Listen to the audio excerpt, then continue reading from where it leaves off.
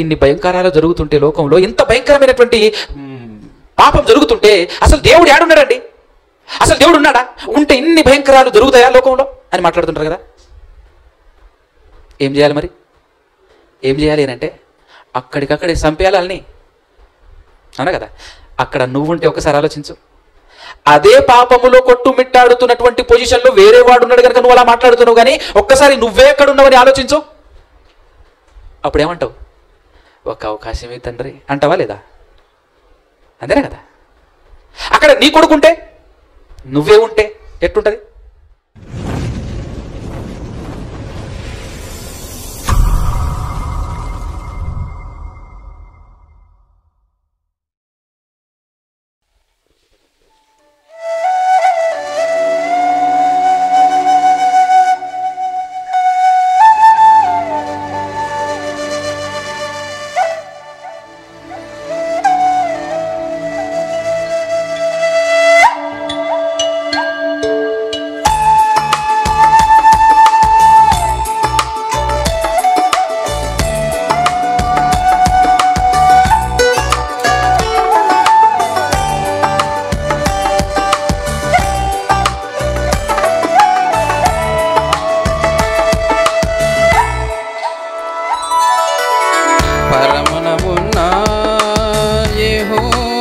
దేవా పరిశుద్ధుడవు నీవే కాదా, పరమున ఉన్న యెహోవా దేవా పరిశుద్ధుడవు నీవే కావా.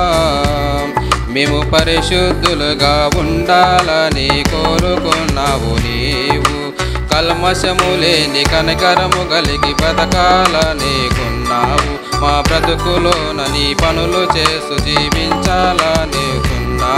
మా శరీరము నీకు సమర్పించి తలవాల్చాలని కోరుకున్నావు. పరమున ఉన్న యెహోవా దేవా పరిశుద్ధుడవు నీవే కావా.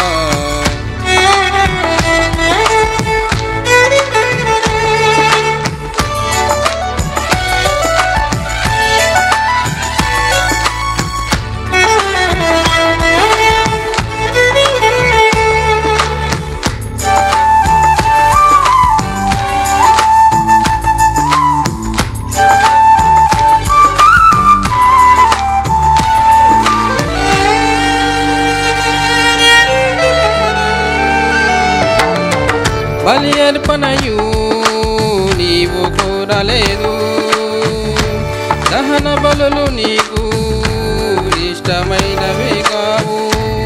గ్రంథపు చుట్టలోన నన్ను గూర్చి రాయబడిన, గ్రంథపు చుట్టలోన నన్ను గూర్చి రాయబడిన నా శరీరం నీకు సమర్పించి సజీవయాగము నీకు అంకితము చేసి, నా గుండెలోన నీ ఆజ్ఞలు ఉంచి నీ శాసనాలను నేను పాటించి, కోరికలను నేను నెరవేర్చిన వాడనై నీ చిత్తమును నేను అనుసరించువాడనై, నీ ఉద్దేశములను నేను చేపట్టిన వాడనై, నీ నిబంధనను నేను పాటిస్తూనే జీవించాలని. పరమున ఉన్న యెహోవా దేవా పరిశుద్ధుడవు నీవే కావా. నిసా నిసా నిసా నిసా రే గరే గరే గమ గరే సని నిసా నిసా నిసా నిసా రే గరే గరే రే పమ పద మరే గసా నిసా నిధా ని పద ప రే పమ పద మరే గసా నిసా నిధా ని పద ప ని రే రే ని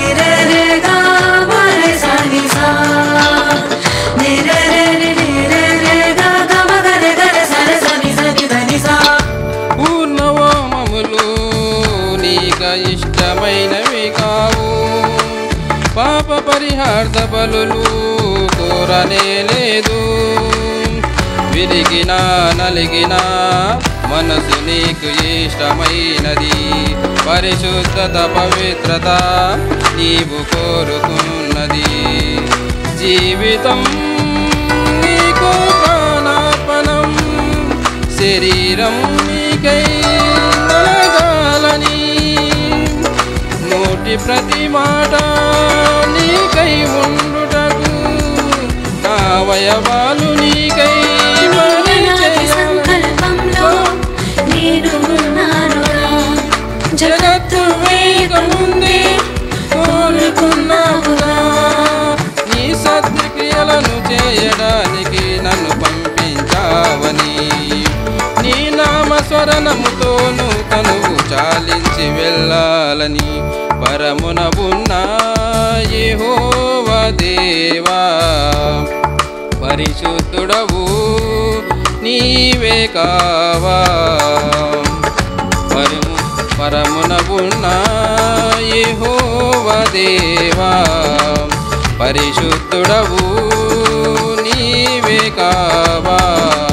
మేము పరిశుద్ధులుగా ఉండాలని కోరుకున్నావు నీవు. కల్మషము లేని కనికరము కలిగి బ్రతకాలనుకున్నావు. మా బ్రతుకులోన నీ పనులు చేస్తూ జీవించాలనుకున్నావు. మా శరీరము నీకు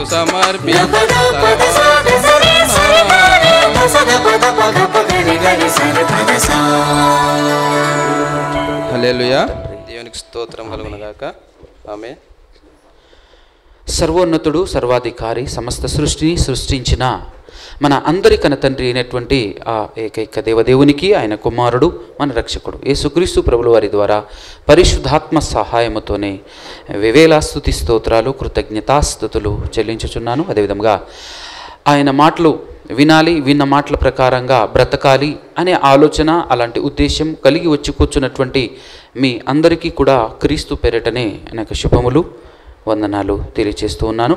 అలాగే మంచి విషయాలు, అమూల్యమైనటువంటి విషయాలు అందించాలి, మనల్ని దేవునిలో మరింతగా బలపరచాలి అని మరి మన కోసం వచ్చినటువంటి వరంగల్ ప్రాంతం నుంచి వచ్చినటువంటి అన్నగారికి, అలాగే అన్నగారితో పాటు వచ్చినటువంటి సేవకులకి, అలాగే వేదికను అలంకరించినటువంటి పెద్దల గారికి క్రీస్తు పేరిటనే నా యొక్క శుభములు, వందనాలు తెలియజేస్తూ ఉన్నాను.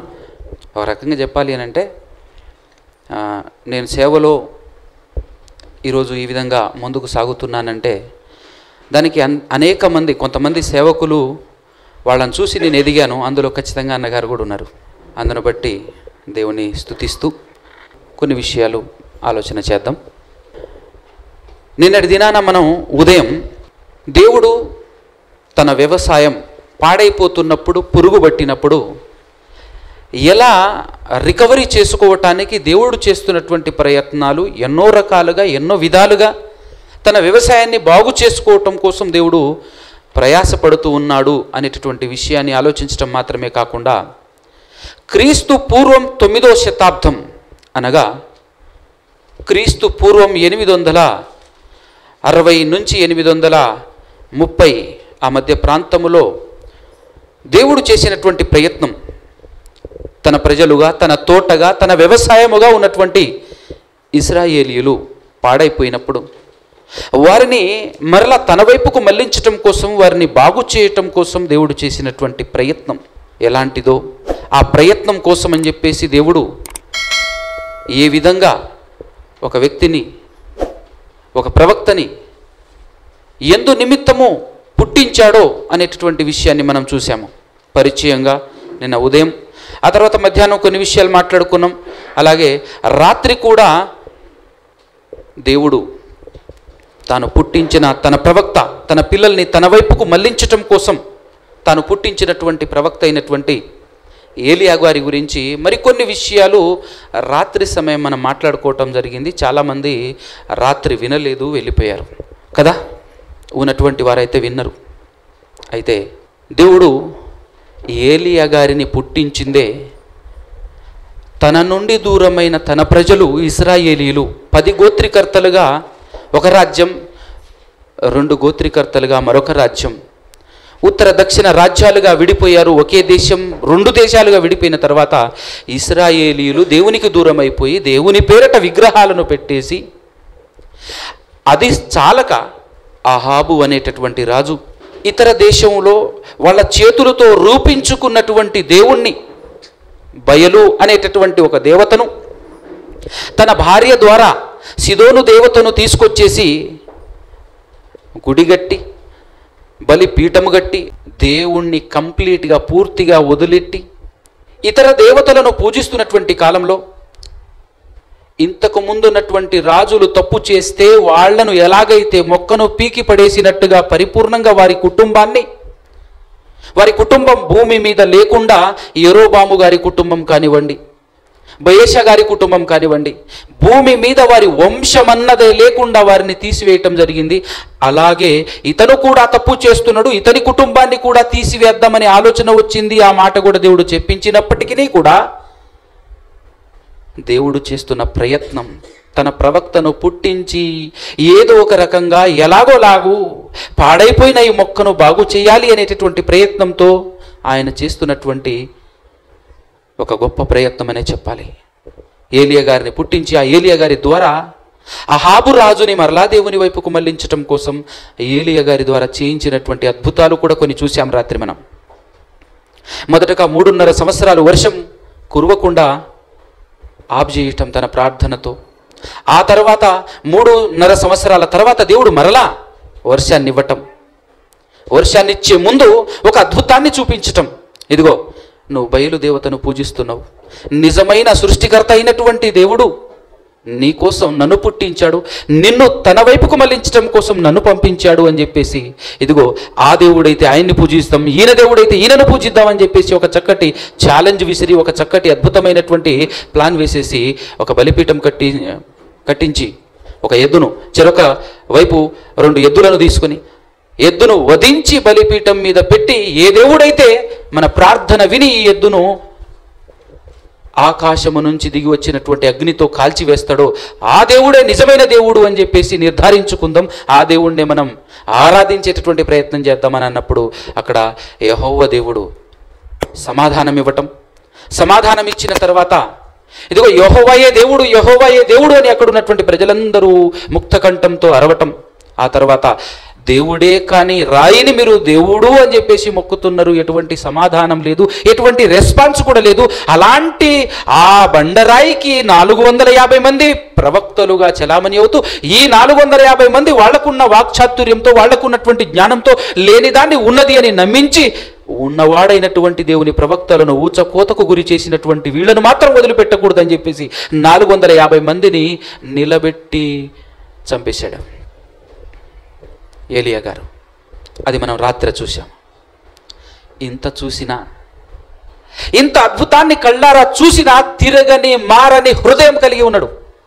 ఎవరు? అహాబు గారు. ఎంత కఠినుడు, ఎంత కఠినమైనటువంటి హృదయం అతంది. అది జరిగిన తర్వాత అదే విధంగా నిన్ను కూడా రేపటి దినాన ఈ సమయం వరకు నిన్ను కూడా ఉంచను, నిన్ను కూడా చంపేస్తానని చెప్పేసి ఆ అహాబు గారి భార్య యెజబేలు వార్నింగ్ ఇస్తే, ఈవిడ చేతిలో నేను చావటం ఎందుకు అని ఆ ఇజ్రాయేలు దేశం వదిలి యూదా దేశం దాటి బయర్షెబా దాటుకుంటూ హోరేబు కొండ దగ్గరికి వెళ్ళి దేవుని బతిలాడుకుంటున్నాడు. అయ్యా ఇక చాలు, ఇక నన్ను చంపేసుకో అని చెప్పేసి దేవుణ్ణి ప్రార్థన చేస్తున్నాడు ఏలియా గారు. ఇంత మటుకు చాలు, నేను నా పితరుల కంటే ఘనుడనేమి కాదు అని చెప్పేసి మొరపెట్టుకుంటున్నప్పుడు దేవుడు మరలా ధైర్యపరిచి రిటర్న్ మరలా కొన్ని బాధ్యతలు ఇచ్చి పంపిస్తాడు. అది మనం చూసాం. ఏంటి ఆ బాధ్యత అంటే, ఇదిగో నేను నీ దేశానికి పైనున్నటువంటి సిరియా దేశపు రాజైన బెన్హదదుని చంపేస్తున్నాను, ఆ బెన్హదదు చచ్చిపోబోతున్నాడు, ఆయన స్థానంలో హజాయేలును పట్టాభిషేకం చేయి, ఆ తర్వాత ఇజ్రాయేలు దేశం మీద నింషి కుమారుడైనటువంటి యెహూకు పట్టాభిషేకం చేయి, నీ తర్వాత ప్రవక్తగా ఉండబోతున్నటువంటి ఎలీషా గారికి పట్టాభిషేకం చేయి అని చెప్పేసి పనులు అప్పగింపి పెడతాడనమాట. పనులు అప్పచెప్పి రిటర్న్ పంపిస్తాడు. ఆయన ఏలియా గారు అలా దక్షిణ ప్రాంతానికి హోరేబు కొండకు పారిపోతే, ఆ మధ్య కాలంలో ఇక్కడేం జరుగుతుంటుంది ఇజ్రాయేలు ప్రాంతంలోనంటే, ఇజ్రాయేలు ప్రాంతంలో సిరియా దేశపు రాజైన బెన్హదదు 32 రాజులను వెంటబెట్టుకొని ఇజ్రాయేలు దేశాన్ని ఓడించాలని యుద్ధానికి వస్తాడు. అది చూసి భయపడి గజగజ వణుకుతుంటాడు అహాబు రాజు. అదే సందర్భంలో ఏలియా ఆ ప్రాంతంలో లేరు కాబట్టి మరొక ప్రవక్త చేత దేవుడు అహాబు దగ్గరికి పంపించి, ఇదిగో దేవుని చేత నీకు విజయం ఇప్పిస్తాను, ఇకనైనా మారుతావా, ఇకనైనా గుర్తిస్తావా యెహోవా ఏ దేవుడు అని, ఇప్పుడైనా గుర్తిస్తావా, గమనిస్తావా అని మరొక ప్రవక్త చేత దేవుడు చేస్తున్న ప్రయత్నం చూడు. ఒక పాపిని మార్చాలని దేవుడు చేస్తున్న ప్రయత్నం చూడు ఎంత గొప్పగా ఉందో. మనం ఈరోజు ఆలోచించాలి ఏంటో తెలుసా? మనం కూడా, మన హృదయం కూడా కఠినమైపోయి దేవునికి స్థానం ఇవ్వక, దేవుని వైపు మల్లక, పరిపూర్ణ హృదయంతో దేవుణ్ణి కొనియాడక, పరిపూర్ణమైనటువంటి హృదయంతో దేవుణ్ణి ఆరాధించక, మన పనులే ముఖ్యమనుకొని మన పనులే ముందు చేసుకుంటూ, సమయం ఉంటే కుదిరితే సభలకు వెళ్దాం, సమయం ఉంటే కుదిరితే చర్చికి వెళ్దాం అనేటటువంటి విధానంలో మనలో కూడా చాలామంది ఉండి ఉండొచ్చు. నీకోసమే ఈ సభలు, నీకోసమే దూర ప్రాంతము నుంచి, మిర్యాలగూడ ప్రాంతం నుంచి నన్ను రప్పించినా, వరంగల్ ప్రాంతం నుంచి ఇక్కడ సునీలన్నను రప్పించినా కూడా మీకోసమే, మన కోసమే. మనం మారాలి, దేవుని వైపు తిరగాలి అని అది మనం ఆలోచించుకోవాలి. ఈరోజు దేవుడు మనతో సూటిగా మాట్లాడుతున్నాడు. దేవుడు ఈరోజు మనతో సూటిగా మాట్లాడుతున్నాడు. ఆ రోజు దేవునికి దూరం జరుగుతూ దేవునికి దూరంగా బ్రతకాలి అని చెప్పేసి దేవుడు కాని వాటిని దేవుళ్ళుగా నమ్ముతున్నటువంటి అహాబు ప్రవక్త కోసం దేవుడు ఏలియాను రప్పించాడు. రప్పించి చెప్పించిన మారకపోతే, ఏలియా లేని సమయంలో మరొక ప్రవక్త ద్వారా కూడా, ఆయన పేరు చెప్పబడలేదు బైబిల్లో, కానీ మరొక ప్రవక్త ద్వారా కూడా ఇదిగో ఈ యుద్ధంలో జయం నీకే దేవుడు ఇప్పిస్తాడు, విజయం నీకు ఇస్తాడు దేవుడు. మరి ఇప్పుడైనా ఆయనే దేవుడిని మారుతావా అంటే అక్కడ కూడా మారకుండా ఆ యుద్ధంలో విజయం ఇచ్చినప్పటికీ ఆ బెన్హదదు అనేటటువంటి సిరియా దేశపు రాజుని ఇతని చేతికి అప్పజెపితే దేవుడు ఈయన చంపకుండా వదిలేస్తాడు. నువ్వు చంపకుండా వదిలేశావు కాబట్టి ఆయనకు బదులుగా నీ ప్రాణమును, ఆయన ప్రజలకు బదులుగా నీ ప్రజలను అప్పగింపబడబోతున్నారు అని దేవుడు వార్నింగ్ ఇచ్చిన సంగతి మనం రాత్రి చూసాం కదా. అలా వార్నింగ్ ఇచ్చిన తర్వాత మూతి ముడుచుకొని ఇంటికి వెళ్ళిపోతాడు. నువ్వు చేసింది తప్పు, దేవుడు నీకు అవకాశం ఇస్తే, దేవుడు సిరియా దేశపు రాజును నీ చేతికి అప్పగిస్తే నువ్వు ఆయన్ని చంపలేదు, చంపకుండా ఆయన్ని విడిచిపెట్టావు. ఆయన చంపమన్నప్పుడు చంపాలి, చంపకపోతే పాపం. ఆయన బ్రతికించు అన్నప్పుడు బ్రతికించాలి, బ్రతికించకపోతే పాపం. ఆయన చెయ్యమన్నదే చెయ్యాలి, ఆయన చెయ్యమన్నది చెయ్యకపోవటమే పాపం. కాబట్టి ఆ పాపం ఆయన చేశాడు. ఆ తర్వాత కొద్ది దినాలకు మరలా ఇంకొక పాపం చేస్తాడండి అహాబు గారు. అదేం పాపం అంటే, తన కోటను ఆనుకొని ఉంటుంది ఒక తోట, ఆ తోట యజమాని దగ్గరికి వెళ్ళి అడుగుతాడు, ఈ తోట నాకిమ్మని. ఆ తోట యజమాని చెప్పినటువంటి జవాబు ఏంటంటే, నాయనా ఇది నా పితరులు ఇస్తున్న ఆస్తి, నా పితరుల ద్వారా నాకు ఇవ్వబడినటువంటి ఆస్తి, నేను ఇది మీకు ఇవ్వలేను, నేను మీకు ఇవ్వలేను అని చెప్పేసి సున్నితంగా తిరస్కరిస్తాడు ఆయన. ఆయన ఎవరో కాదు, నాబోతు గారు. అయితే ఈయన చేసిన పాపం ఏంటి అని అంటే, నీతిమంతుడైనటువంటి నాబోతు గారిని చంపించేస్తాడండి మన అహాబు గారు. ఎలాగంటే, అడిగినప్పుడు ఆయన ఇవ్వననేసరికి మరలా ఇతనుకున్నటువంటి అలవాటు ప్రకారంగా ఇంటికి వచ్చేసి మూతి ముడుచుకొని భోజనం చేయకుండా మంచం మీద పడి ఉంటాడు. ఇంట్లో ఉన్న ఒక ఆడది చేయాల్సినటువంటి పని ఇతను చేస్తున్నాడు. ఒక ఆడది చేయాల్సినటువంటి పని పురుషుడు చేస్తూ ఉన్నప్పుడు, పురుషుడు చేయాల్సినటువంటి పని ఆడది చేస్తూ ఉంటుంది. అప్పుడు అదే జరిగింది అక్కడ. ఇంట్లోకి వచ్చి మూతి ముడుచుకొని ఒక రాజు, ఒక పురుషుడు, అందులో రాజు, అధికారం ఉన్నటువంటి రాజు, ఆయన తోట ఇవ్వలేదని చెప్పేసి మూతి ముడుచుకొని వచ్చి ఇంట్లో పడుకుంటే అది చూసినటువంటి భార్య యెజబేలు, ఏమండి ఎందుకు మీరు ఇలా ఉన్నారు, ఎందుకు ఇంత బాధపడుతూ దిగులుగా ఉన్నారు అని చెప్పేసి అడిగితే, జనరల్గా ఈ డైలాగ్ ఎవరిది చెప్పండి? ఒక స్త్రీ అలిగినట్టు. ఏదైనా జరిగితే స్త్రీలే కదండి అలిగేది ఇంట్లో. అలిగి మూలను కూర్చునేది ఎవరు? కానీ ఇక్కడ పురుషుడు, అందులోనూ అధికారం కలిగినటువంటి రాజు, ఒక దేశాన్ని పరిపాలిస్తున్నటువంటి రాజు చేస్తున్నటువంటి కార్యక్రమం ఎలా ఉందో చూడండి. ఆ విధంగా అలిగి కూర్చుంటే ఏమైందండి అని చెప్పేసి ఒక పురుషుడి మాదిరిగా ఆవిడ వచ్చి అడగటం, దానికి ఇలా జరిగిందని చెప్పేసి విషయం చెప్పటం. నాబోతు దగ్గరికి వెళ్ళాను, తోటనిమ్మని అడిగాను, తోటనివ్వనని చెప్పేసి తిరస్కరించాడు, అలిగి వచ్చి ఇంట్లో కూర్చున్నాను అన్నప్పుడు ఆవిడ గద్దించటం. నువ్వు ఈ రాజ్యాన్ని ఏలట్లేవా? నువ్వు ఇప్పుడు రాజువు కాదా? నువ్వు రాజు అయి ఉండి మూతి ముడుచుకొని కూర్చోటం ఏంటి? లేచి అన్నం తిను, నేను తెచ్చి పెడతాను నీకు ఆ తోట అని చెప్పేసి పనికి మాలిన ఇద్దరిని, దేశంలో పనికి మాలో ఎక్కువనే ఉంటారు కదా, పని పాట లేక తిరుగుతున్నటువంటి వాళ్ళు, అలాంటి వాళ్ళని ఏర్పాటు చేసి నీతిమంతుడైనటువంటి నాబోతు గారి మీద దేవునికి నీ రాజుకుని దూషించాడనేటటువంటి అబద్ధ సాక్ష్యం పలికించి రాళ్ళు రువ్వి బజాట్లో సమాజంలో రాళ్ల చేత రాళ్ళు రువ్వి చంపించేస్తుందండి భార్య. భర్త చేతగానోడైనప్పుడు భార్య అదే చేస్తుంది. ఎందుకంటే ప్రతి పురుషునికి దేవుడిచ్చిన అధికారం ఏంటంటే నీ భార్యను ఏలమని చెప్పాడు. నీ భార్యను ఏలాలి, నీ కంట్రోల్లో నీ భార్య ఉండాలి, కానీ నీ భార్య నిన్ను దాటి పనులు చేసే విధంగా ఉండకూడదు. అలా ఉంటే ఆ కుటుంబం వర్ధిల్లదు. మరి ముఖ్యంగా అలా ఉందనుకో, అది దైవానికి విరుద్ధం, దేవునికి విరుద్ధమైనటువంటి కార్యక్రమం. అలా చేయొద్దు. అలా చేస్తే ఏ విధంగా కుటుంబం నాశనం అవుతుందో దానికి ది బెస్ట్ ఎగ్జాంపుల్ మన ఆహాబు గారి ఇజ్రాయేలు రాజు. భార్య భర్తను సంజాయించి అన్నం తినిపించి నువ్వు ఇంట్లో కూర్చో, నేను ఆ పని కంప్లీట్ చేసుకొని వస్తా అని చెప్పేసి బయటికి వెళ్ళి చక్కటి ప్లాన్ చేసి ఇద్దరు పనికి మళ్ళా సాక్షుల్ని పెట్టి నీతిమంతుడైనటువంటి నాబోతుని చంపించేస్తుందండి. ఆ విషయం దేవునికి తెలిసి దేవుడు మరలా తన సేవకుడైనటువంటి ఏలియా గారికి చెప్పి వార్నింగ్ ఇచ్చి రాపో అని చెప్పేసి పంపిస్తాడు. అప్పుడు ఏలియా గారు వచ్చేసి ఇచ్చిన వార్నింగ్ ఏంటో ఒక్కసారి మనం బైబిల్లో చూద్దాం. మొదటి రాజుల గ్రంథం 21వ అధ్యాయం 17. అప్పుడు యెహోవా వాక్కు తిష్బీయుడైన ఏలియాకు ప్రత్యక్షమై ఇలాగు సెలవిచ్చెను, నీవు లేచి. అంతా ఉంటే మనం అంతా చదివితే టైం వేస్ట్ అవుతుంది, కానీ ఎక్కడి నుంచి చూద్దామంటే 21 నుంచి చూద్దాం.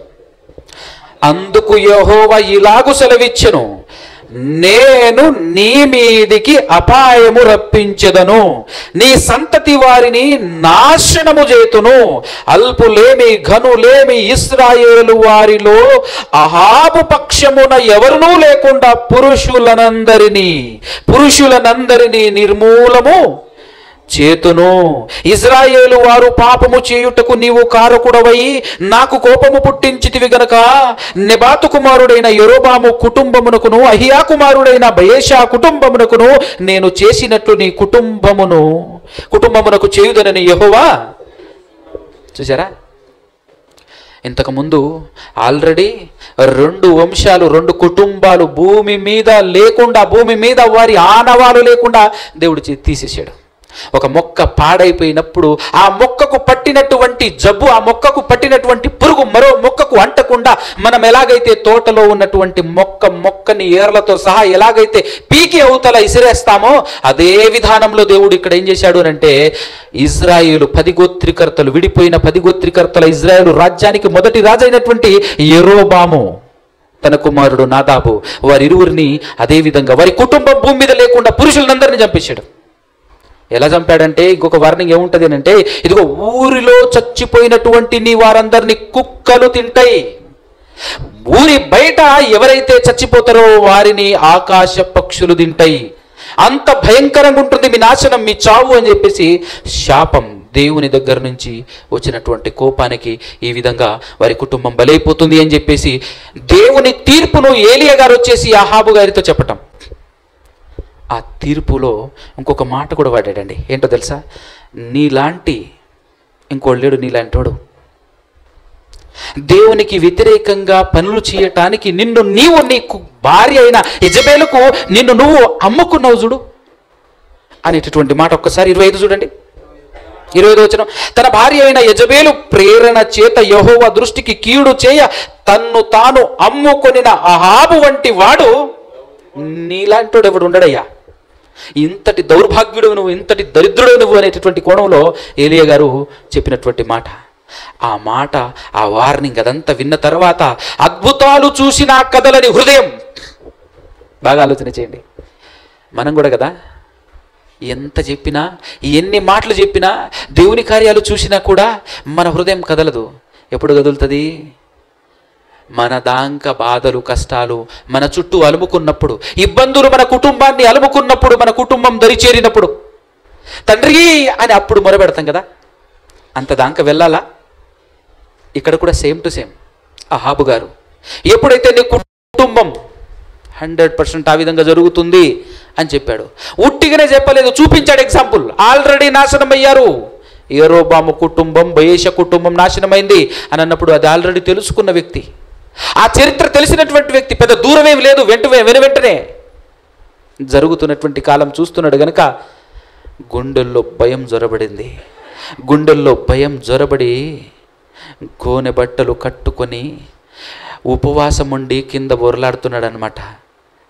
అయ్యా తప్పైపోయింది తండ్రి, తప్పైపోయింది అని చెప్పేసి బతిమిలాడటం చూసి, నిజానికండి ఈయన చేసినటువంటి దుర్మార్గపు కార్యక్రమాలు అంతా ఇంత కాదు. దేవుని ప్రవక్తలను చంపుకుంటూ రావటం మాత్రమే కాకుండా నీతిమంతుల్ని చంపటం, దేవుని పేరు ఇజ్రాయేలు ప్రజల మధ్య లేకుండా చేసినటువంటి వ్యక్తి. అంత మాత్రమే కాకుండా అప్పటి వరకు లేని ఇతర దేవతలను మొక్కే ఆచారాన్ని కూడా ఈయన తీసుకొచ్చాడు.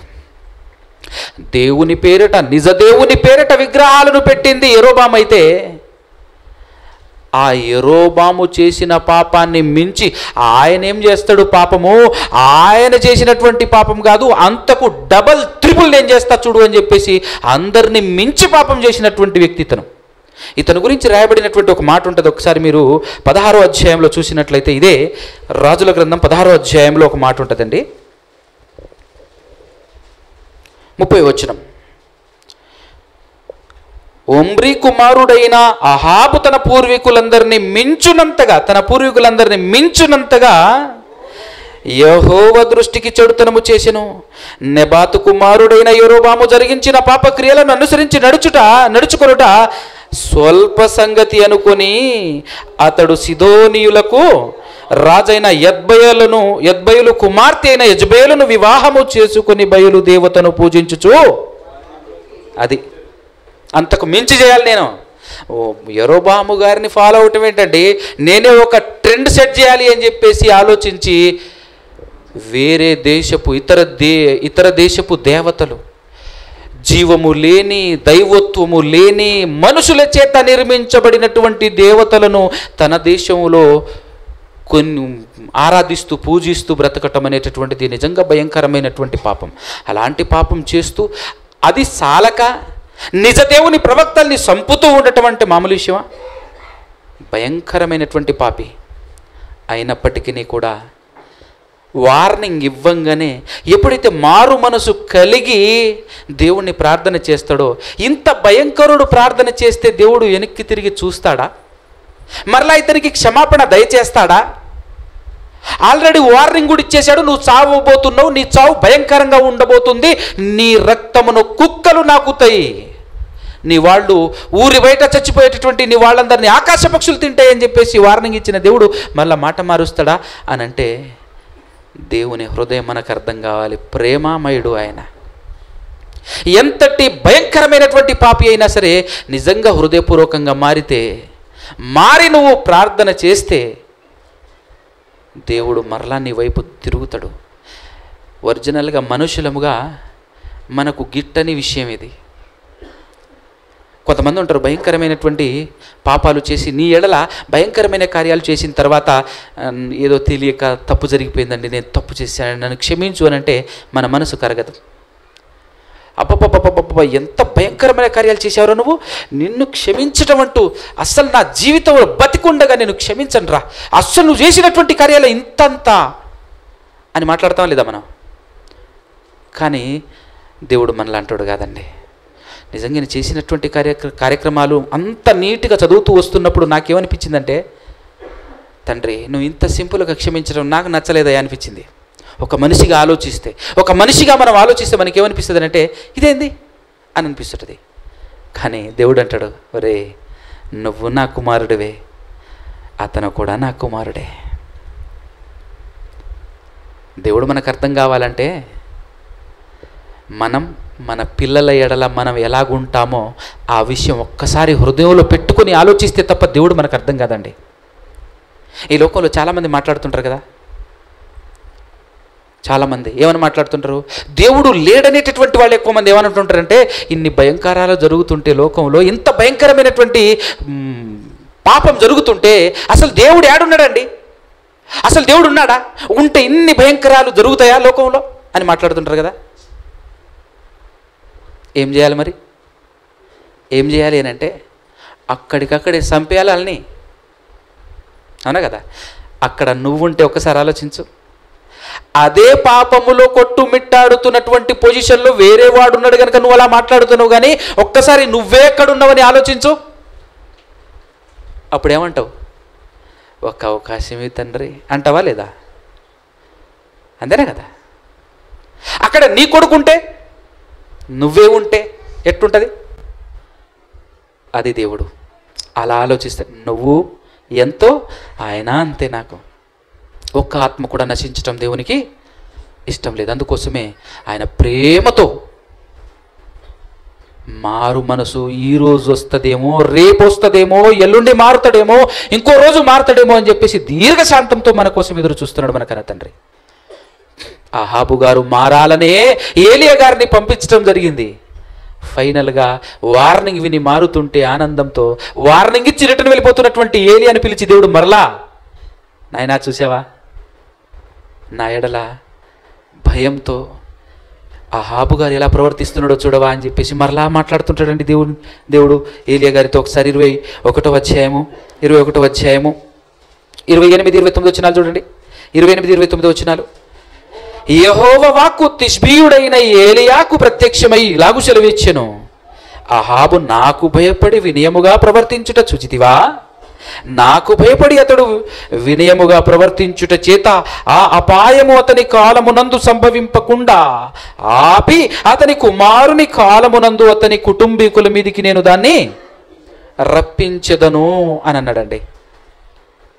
అంటే మారు మనసు పొందంగానే, మనసు మార్చుకోగానే దేవుని హృదయం ఎలా కరుగుతుందో చూసారా?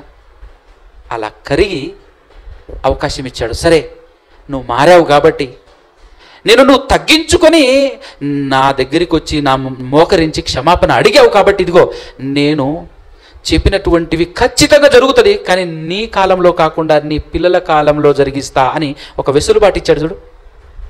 వెసులుబాటు ఇచ్చిన తర్వాత మెల్లగా నిమ్మలంగా మారు మనసుకు తగిన ఫలాలు ఫలించాలన్నా వద్దా? మారు మనసు పొందితే సరిపోదు, మారు మనసు పొందిన తర్వాత దానికి తగినట్టుగా బ్రతకాలన్నా వద్దా? అలా బ్రతకకుండా ఒక్క 3 సంవత్సరాలే ఆగాడండి. ఒక్క 3 సంవత్సరాలే ఆగి నాకు దేవుడు క్షమాపణ అనుగ్రహించాడు అది చాలు అని అనుకొని కూర్చోకుండా మరలా పక్కన ఉన్నటువంటి సిరియా దేశం మీద యుద్ధానికి బయలుదేరాడు. అవసరమా? అవసరమా చెప్పండి. వెళ్ళాడు. వెళ్ళినప్పుడు అక్కడికి వెళ్ళి చచ్చిపోతాడు. యుద్ధానికి వెళ్ళి చచ్చిపోతాడు ఆయన. మనం మాట్లాడుతుంది ఏలియా గారి గురించి మాత్రమే కాబట్టి ఆయన అక్కడికి వెళ్ళిన తర్వాత చచ్చిపోతాడు. ఎలా చచ్చిపోతాడు అని అంటే, ఇతను రాజుగా వెళ్ళడు, యుద్ధానికి రాజుగా వెళ్ళడు, మారు వేషంలో వెళ్తాడు. ఇతనితో పాటు యూదా దేశపు రాజు అయినటువంటి యెహోషాపాతు ఉంటాడు. ఆయన ఇతనికి చుట్టం. ఎందుకంటే ఇతని కుమార్తెని అతని కుమారుడికి ఇచ్చుంటాడు. అతని కుమారుడైనటువంటి యెహోరాము అనే ఒక ఆయన ఉంటాడు, పెద్ద కుమారుడు. ఆ పెద్ద కుమారుడికి ఇతని కుమార్తె అయినటువంటి అతల్యనిచ్చి పెళ్లి చేస్తాడు. వియంకుల్స్ కదా ఇద్దరు. ఇప్పుడు సో చుట్టపు వాళ్ళ ఇంటికి యెహోషాపాతు గారు వస్తారు. యెహోషాపాతు గారు అండి నిజంగా చాలా నీతిమంతుడు అండి, చాలా నీతిమంతుడైనటువంటి రాజు. ఆయన చేసినటువంటి తప్పులు ఏమైనా ఉంటే ఇతనితో సంబంధం కలుపుకోవటమే అనిపిస్తుంది. తన కుమారుడికి ఇతని కూతుర్ని తీసుకువెళ్ళటం. సో అలా ఇతనికి ఇంటికి వచ్చి ఉంటాడు. వచ్చినప్పుడు మరి నాతో పాటు రామోద్గిలాదు మీదకి, సిరియా దేశం మీదకి యుద్ధానికి వెళ్తున్నాను, నాతో పాటు వస్తావనంటే, నా ప్రజలు నీ ప్రజలే, నా వాళ్ళు నీ వాళ్ళే అని చెప్పి ఆయనతో పాటు కూడా వెళ్తారు. వెళ్తూ ఉన్నప్పుడు భక్తిపరుడు కదా యెహోషాపాతు గారు, భక్తిపరుడు కదా. భక్తిపరుడైనటువంటి ఆయన ఇదిగో మనం ఏ పని చేసినా కూడా దేవుణ్ణి అడగాలి, ఉట్టిగానే మనకు తోచింది కదా, మనకు నచ్చింది కదా అని చెప్పేసి వెళ్ళిపోకూడదు, దేవుణ్ణి అడగాలి అని యెహోషాపాతు గారు ఈ సందర్భంలో మనకు నేర్పిస్తున్నారు. అడగాలి అని అన్నప్పుడు వేరే బయలు ప్రవక్తలు చాలామంది ఉంటారు అక్కడ. ఆ ప్రవక్తలందరినీ తీసుకొచ్చేసి అడుగుతుంటే వాళ్ళందరూ ఏం చెప్తుంటారంటే, అయ్యా మీరు వెళ్ళండి, మీకు విజయం తథ్యమవును కాక, ఖచ్చితంగా మీరు విజయం సాధించొస్తారని చెప్పేసి అని అంటుంటే, ఏరి యెహోవా ప్రవక్తలు ఒక్కరు కూడా లేరా ఇక్కడ అని యెహోషాపాతు గారు అడుగుతారు. ఒకడు ఉన్నాడు కానీ ఎప్పుడు నాకు వ్యతిరేకంగానే పలుకుతాడట. మికాయా అనేటటువంటి ప్రవక్త వచ్చి నీతిగా చక్కగా బుద్ధి చెప్తాడు. అప్పుడు కూడా వినాలనా వద్దా? ఎవరు? అహాబు గారు. వినకుండా ఆయన్ని కొట్టి, నువ్వు నాకు వ్యతిరేకంగా జవాబిచ్చావు కాబట్టి అని చెప్పేసి కొట్టి జైల్లోకి ఏంటి రైతని అని చెప్పేసి వెళ్ళిపోతాడు. ఇదిగో నేను చెప్పింది ఖచ్చితంగా జరుగుతుంది, నేను చెప్పింది జరగలేదనుకో, దేవుడు నాతో మాట్లాడలేదని చెప్పేసి మీరు నిర్ణయించుకోండి. ఎప్పుడు అని అంటే, నువ్వు ప్రాణాలతో తిరిగి వస్తే దేవుడు నాతో మాట్లాడలేదను, నువ్వు ఖచ్చితంగా అక్కడే చచ్చిపోతావు అని చెప్పేసి మికాయా గారు చెప్తారు.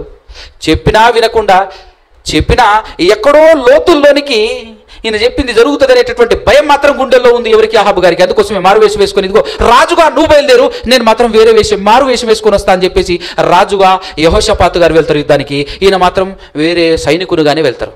ఎంత వెళ్ళినా నువ్వు ఎన్ని మారు వేషాలు వేసుకున్నా ఎదుట ఉన్నటువంటి రాజు గుర్తించకపోవచ్చేమో కానీ దేవుడు కదా, గుర్తించిన దేవుడు ఎలా చంపుతాడనంటే, తెలియకనే గురి చూడకనే ఒక సైనికుడు, సిరియా దేశపు సైనికుడు ఒక బాణాన్ని విసిరితే ఆ బాణం సరాసరి కవచముల మధ్య డైరెక్ట్గా వచ్చి అహాబు గారికి తగులుతుంది. అది ఆ బాణాన్ని తీసుకొచ్చింది ఎవరు? దేవుడే సరిగ్గా తీసుకొస్తాడనమాట. అలా తీసుకొచ్చి ఆ బాణం గుచ్చుకొని చచ్చిపోతాడు. ఆ విధంగా ఆయన చావు అయిపోయిన తర్వాత ఇతని కుమారుడు అహజ్యా రాజు అవుతాడండి. ఇతని కుమారుడు అహజ్యా అని ఆయన రాజు అవుతాడు. Number 1 candidate. మా తల్లిదండ్రుల్ని ఏమాత్రం తగ్గిపోకూడదు నేనని చెప్పేసి తన తల్లిదండ్రులను అనుసరించటం మాత్రమే కాకుండా బయల్జేబూబు అనేటటువంటి ఆ ఫిలిస్తీయుల దేవత, ఇంకొక దేశపు దేవత, వాళ్ళ తల్లిదండ్రులు ఏమో సీదోను దేవతను, బయలు దేవత అనేటటువంటి దేవుడిని పూజిస్తే ఈయన ఏం చేస్తాడు? బయల్జీబూబు అనేటటువంటి ఒక ఫిలిస్తీ దేవత దగ్గరికి తన దగ్గర ఉన్నటువంటి సేవకుల్ని పంపిస్తాడు. ఎందుకు పంపిస్తాడంటే, మనోడు కాలు జారి మేడగది మీద నుంచి కింద పడి రోగి అయిపోతాడు. అసలు మంచాన పడిపోతాడు అనమాట. కాళ్ళు చేతులు పని చేయకుండా మంచాన పడిపోతే, నేను ఇక్కడి నుంచి లేస్తానా, బాగుపడతానా లేదా, ఒక్కసారి వెళ్ళి అదిగో ఫిలిస్తీయుల దేవత అయినటువంటి బయల్జెబూబు అనేటటువంటి అక్కడికి వెళ్ళి కాస్త తెలుసుకొని రండి అని చెప్పేసి తన దగ్గర ఉన్నటువంటి దాసుల్ని పంపిస్తాడు అహజ్యా గారు. దేవునికి కోపం వస్తుంది. ఏలియాను మరలా పంపిస్తాడు. ఏలియా గారు వచ్చేసి వెళుతున్నటువంటి ఆ సైనికులు, దూతలు ఎవరైతే ఉన్నారో వాళ్ళని ఎదుర్కొని, ఇజ్రాయేలీయులలో దేవుడన్నవాడు లేడు అని అనుకుని దేశం దాటి దేవుడు కాని దైవత్వం లేనటువంటి దేవుళ్ళ దగ్గరికి ఇన్ఫర్మేషన్ కోసం పంపిస్తున్నారా, ఇన్ఫర్మేషన్ కోసం వెళుతున్నారా మీరు అని చెప్పేసి మధ్యలోనే ఏమంటాడంటే, ఇదిగో మీరు ఇక్కడి నుంచి రిటర్న్ తిరిగి వెళ్ళి మీరు రాజుతో చెప్పండి, ఎక్కిన మంచం దిగడు, మంచం మీదనే చచ్చురుకుంటాడు అని చెప్పేసి పంపిస్తాడు. ఇది 2 రాజుల గ్రంథం 1వ అధ్యాయంలో ఉంటుంది. అలా రిటర్న్ పంపించినప్పుడు అదే మాటను పట్టుకొచ్చేసి వెళ్తారనమాట రాజుగారి దగ్గరికి, అహజ్యా దగ్గరికి. అయ్యా అని వెళ్తే, ఏంటి ఇంత తొందరగా వచ్చేసారు మీరు, ఇంత ఎర్లీగా వచ్చేసారేంటి అని అంటే, మధ్యలో ఒక ఆయన ఎవరో కలిశాడయ్యా, కలిసి ఏం చెప్పాడో తెలుసా, నువ్వు ఎక్కిన మంచం దిగకుండా మంచం మీదనే చచ్చిపోతావు అని చెప్పేసి, తొందరలోనే చచ్చిపోతావు, ఈ రోగంతోనే చచ్చిపోతావు అని చెప్పేసి చెప్పాడయ్యా అని చెప్పేసి అని అంటాడు. ఎవరు ఆయన అంటే మాకు తెలియదు. పోనీ ఎట్లుంటాడో చెప్పు అని అంటే, దుప్పటి కప్పుకొని ఉన్నాడయ్యా అని చెప్పేసి అంటే, ఆహా ఈయనకు బొలు వెలుగుతుంది. ఆయన ఎవరో కాదు, ఏలియా గారే. నిజానికండి ఇతను కళ్ళారా చూసినటువంటి వ్యక్తే కాదు తన తల్లిదండ్రుల్ని. తన తల్లిదండ్రులు చేస్తున్నటువంటి భయంకరమైనటువంటి కార్యాలు చూసినటువంటి వ్యక్తి. వాళ్లను ముచ్చమటలు పట్టిస్తూ, ఇదిగో నిజదేవుడు ఉన్నాడు అని చెప్పేసి తెలియచేస్తూ వాళ్ళ చుట్టూ తిరుగుతున్నటువంటి ఏలియాను చూస్తూ ఉన్నాడు కదా. అహాబు గారి కాలంలో, తన తండ్రి అయినటువంటి అహాబు గారి కాలంలో జరిగినటువంటి అద్భుతాలను చూస్తూ ఉన్నాడు కదా. ఆకాశం నుంచి అగ్ని దిగటం, వర్షము కురవకుండా ఆగటం, మరలా ఏలియా గారు ప్రార్థన చేస్తేనే వర్షం కురవటం, ఇదంతా చూస్తున్నటువంటి ఇతనికి బుద్ధి రావాలన్నా వద్దా కదా? మనలాంటోలే కదా, ఆయన కూడా మనలాంటోడే కదా. ఎంత విన్నా ఎంత చేసినా మనకు రాదు బుద్ధి. మనం కూడా జరుగుతున్న ప్రతి సీన్, ప్రతి సిచ్యువేషన్ని గుర్తించుకోవాలి, ఆలోచించాలి. ఆలోచించి ఏం చేయాలో తెలుసా, మన మీదికి రాకుండా మనం జాగ్రత్త పడాలి. మన ఇంటి మీదికి, మన ఒంటి మీదికి రాకుండా జాగ్రత్త పడాలి. ఎందుకనంటే ఈ లోకంలో ఏం జరిగినా, ఎలాంటి భయంకరమైనటువంటి కార్యాలు జరిగింది అని అంటే, దేవునికి తెలియకుండా ఏవి జరగదు. సాతానుడు మన మీద పడ్డా వాడు మన మీద పడాలన్నా పర్మిషన్ దేవుడు ఇవ్వాలి, అవకాశం దేవుడు ఇవ్వాలి. లేకపోతే వాడికి కూడా సీన్ లేదు, మనల్ని టచ్ చేసే అవకాశం, ఆ అర్హత, హక్కు వాడికి లేదు. ఏ ప్రమాదం మనకు జరిగినా, ఈ లోకంలో జరిగినా, ఎక్కడ జరిగినా కూడా దాన్ని బట్టి మనకు కలగాలి బుద్ధి. మనం ఆలోచించాలి, ఆలోచించుకొని మనం అక్కడికక్కడే సెట్ అయిపోవాలి. నేను ఎక్కడైనా తప్పు చేస్తున్నానా, పాపం చేస్తున్నానా, దేవునికి వ్యతిరేకంగా నడుస్తున్నానా అని ఆలోచించుకోవాలి. అలా ఆలోచించుకోకుండా అదే పనిలో పాపం చేస్తూ ముందుకు సాగుతున్నాడు. అందుకోసమే మేడ గది నుంచి కిందపడి రోగి అయ్యాడు అహజ్య గారు.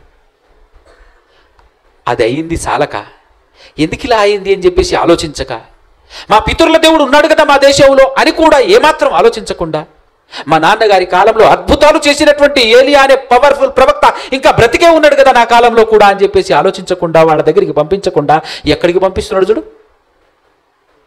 అవునా కదా?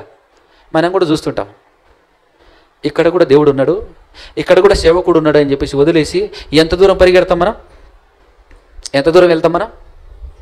ఎక్కడో ఏదో జరుగుతుందట, ఎక్కడో ఏమో అవుతుందట, అది అక్కడ మాత్రమే ఉన్నాడా దేవుడు, ఇక్కడ లేడా? ఇదే బుద్ధిహీనత అన్నమాట.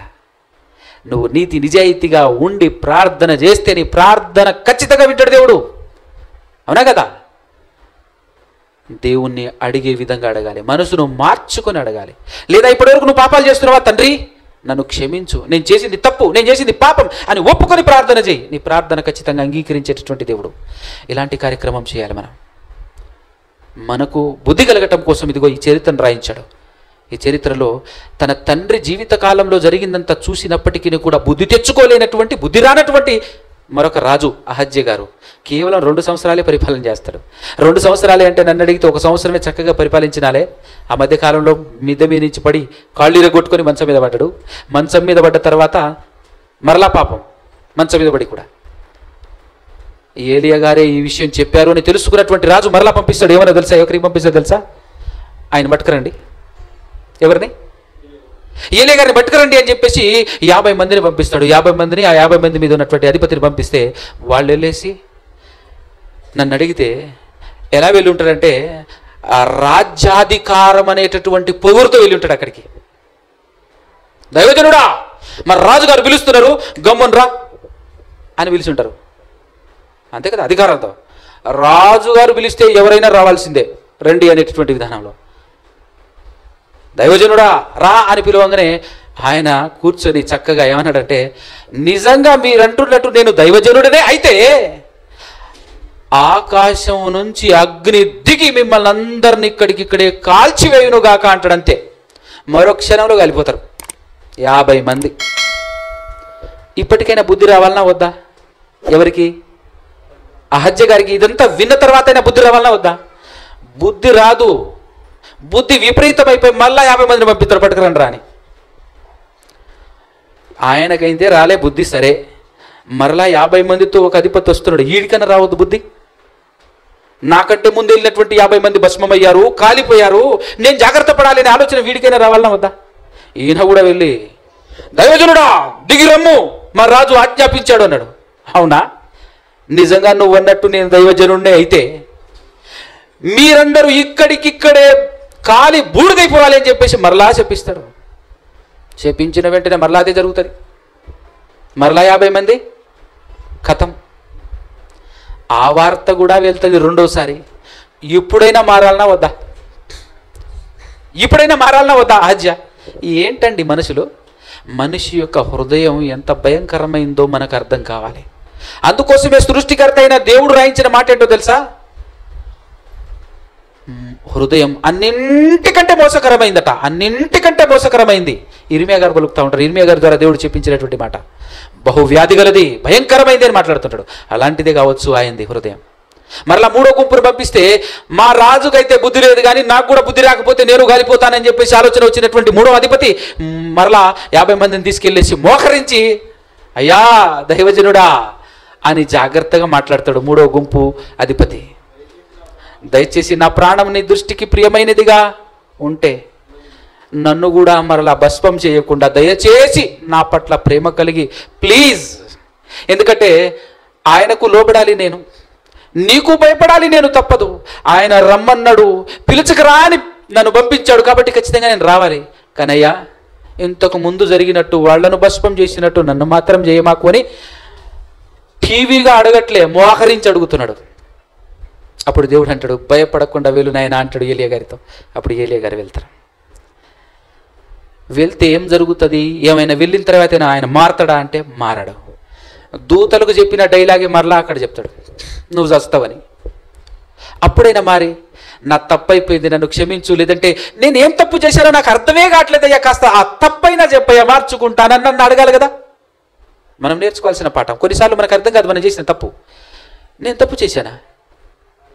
నేను తప్పే చేయలేదు అని చెప్పేసి వెళ్ళిపోతుంటాం. కానీ అసలు ఎలా తప్పు జరిగింది, నిజంగా నేను చేసింది తప్పేనా, ఎలా తప్పు, ఏ విధంగా తప్పు అనేటటువంటి విధానంలో ఆలోచిస్తే ఎంత బాగుంటుందండి. అసలు ఆలోచించాలి. ఈ రోజు నుంచి నేర్చుకుందాం.